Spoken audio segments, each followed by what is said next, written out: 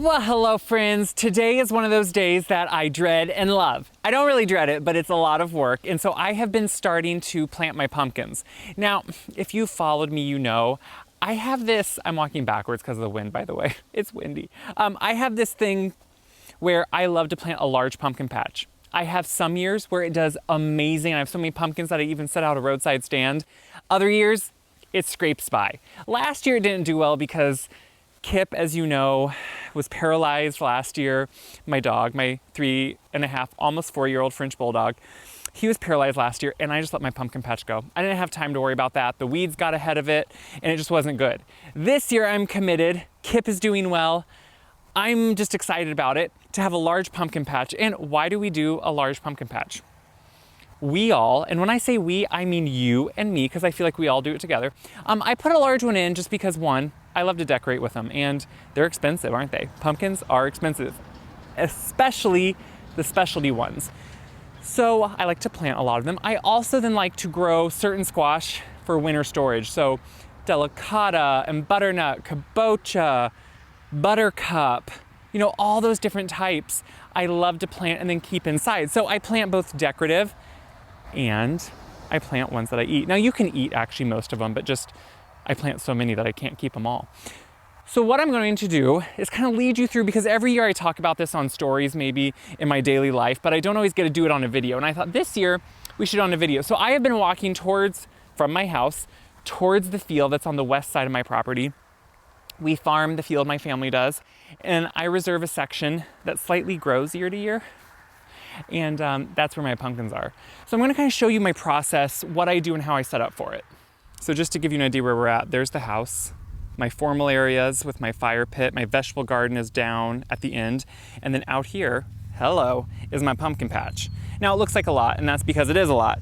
And yeah, I kind of go overboard, but my thought is, if I overplant, if I plant way too many, at least I'll get some, and on a good year, I'll just get too many.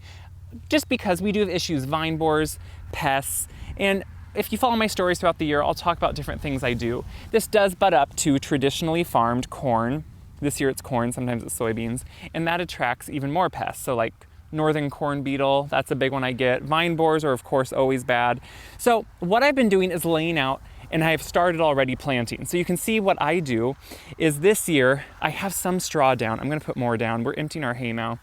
And I put a light amount down now, but I'm gonna go through and dump more and then kind of line each area of pumpkins with the straw. And that's gonna hopefully help weed suppression, which is usually my biggest enemy. The weeds can get ahead of you if you don't keep ahead of them. But then also it'll help retain some moisture too. So I have a big track down the middle where I can drive if I need to and dump more, or just so I can have a clear path to get in between all these vines as they grow. So I've laid out with jugs, and if you haven't followed me for gardening or all these things, you're gonna think these jugs look pretty interesting, and what on earth are they doing? So let me kind of lead you through my process and what I'm doing here. So what I've been doing is grabbing jugs from my big pile and putting them in different spots, and I kind of evenly space them. This year, I'm gonna be honest, I'm just eyeballing my spacing because it's a big area. It doesn't matter, and yes, my kitties come out to help. So what I've been doing is grabbing jugs from my pile, and I go and set them where I want them. Now, I have been eyeballing my rows and lines, and you know, honestly, it depends on what type of squash and pumpkins you want. I'm planting a lot of large varieties that vine very large. And so I leave a lot of space in between them. Like we're gonna say I probably leave, you know, it's probably at least 6 foot in between this row and that row. And then it's probably at least diagonally, probably like 8 foot, if not 10 feet from one to one. So I'm leaving plenty of space for them just to be able to grow, get large, have good air circulation. Powdery mildew can be an issue with squash, and so I try to give them lots of space. So what I do with these jugs, we save and get from other people, whoever we can, lots of vinegar jugs, whatever else you can get in jugs. I will even go to commercial kitchens of people I know and say, hey, do you get jugs? Can I have them? And then I take them and I cut off the bottom. And so what these are little miniature greenhouses. So when you put these, and this is what my mom did, my grandma did, my mom still does it. When we plant seeds or when we plant even little seedlings, we will put these over in the spring. And what it does is it gets just like indoors when you start seeds. It gets condensation on the plastic. It creates a moist, warm environment inside, and it helps the seed to sprout really quickly. It helps the moisture to stay in, and it protects it when it first comes up. Because as you can see, we're out here in the wide open. So when wind comes, storms come, it is just directly in line with all these young little seedlings when they first come up. So I'm gonna put the seeds in here and then pop this on. But let's go over and see kind of my system too, because obviously I have to keep track of what I'm planting. And if I need to replant, know what I'm doing. So you guys are going to see, I have awful handwriting. And this is just one of my things, you know what? And you're just gonna see that. So what I'm gonna show you is, this is everything I already planted. This is my row down the middle for kind of a walk and driveway. And then all these, I do 2 hills of each variety that I plant. And so I'm making sure to keep track. That way, if I need to go back and replant any if they don't come up, or if I want to keep track year to year, say, oh, this one did really well, oh, this one didn't do well, I have a system for knowing. Now, I will say I transpose this later on and put it a little nicer. This is just my rough one to use outside.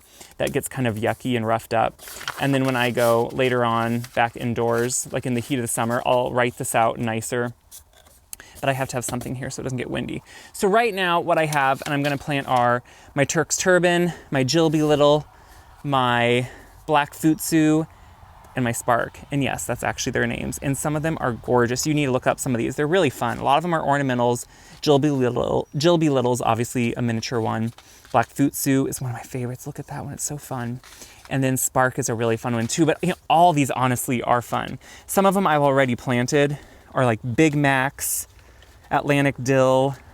Some of them I could never even try to pronounce for you because they can be that, just I'll get it really wrong. But they're all just different types of really fun pumpkins and ones that just are really fun to display. Like, okay, this one's obviously, I will never try to pronounce that, but it's one of my favorites actually. So we're gonna take these seeds and we're gonna go start planting. So when I'm down here and I'm starting to plant, obviously, so the whole point of squash, potatoes, lots of these things is that we say we like to hill them, right? So usually you create a big hill. Now that does work, and what it does is, one, it keeps the roots a little bit more shallow, it gets them into a little bit more warmth, it also helps them stay slightly drier if we get a really wet period. Where I put these, I do not hill them because I know the area, and I've done this now for what, 10 years. I find for the squash and the pumpkins, hilling them versus not hilling them, it doesn't matter. What I did do was rototill this with the tractor tiller, 3 or 4 times to make sure I had it really finely ground down. Now, I will admit, usually I don't like to till things, do I, with my raised beds, but this is a large area and I need to till it. So what I do is I just create, you can tell this ground is nice and fine. It's easy to work with. That's the biggest thing. You don't want big clods or clumps. And then I will put about 3 to 5 seeds per. And so it just depends. And then if I need to, I'll go thin them out later. But some of my seeds I save for 2 years at least. And so just to make sure I have good germination, I'll put about 5 in maybe. And then I will put water directly on them. So this is funny when I do this because it's exactly how my mom always showing me. And then I'll just sprinkle a little bit of dry dirt on top of that. And so we're talking, 1/4 to 1/2 inch. It's a warm time of year and I really don't worry too much about it. And then I place this over the top, slightly push it in. It will make sure it's sturdy from the wind, and that's it. Now, yes, this will stay moist enough that it will have enough moisture in there when they come up to sprout and to keep them for a little bit. Once they sprout, I will take these containers, these plastic jugs off of them within probably about a week of them sprouting. I don't want the leaves to touch the sides. If they get that big, it can sometimes burn the leaves and they get spindly. You don't want that. So I'll remove these within about a week of them sprouting, and then I will start checking for watering. If we're really dry, I'll need to water. It just kind of depends on the year and you never know. Now, obviously there's many types of ways to do this. This is how I and my family have always done it, and it's always worked really well. We've tried different tricks. I remember when I was younger, my mom used to do chewing tobacco. She'd put chewing tobacco with certain seeds that she would plant. I remember still the time that I found that in the freezer. And I was like, Mom, what is this chewing tobacco? Do you chew? Anyway, she put it with certain seeds because it was supposed to keep off bugs. We have found over the years that doesn't really work that well, but we definitely have tried it. So we'll see how it goes this year. I'm not doing chewing tobacco, but I am planting lots of pumpkins. So I'm gonna plant some more, and then we'll see where I'm at.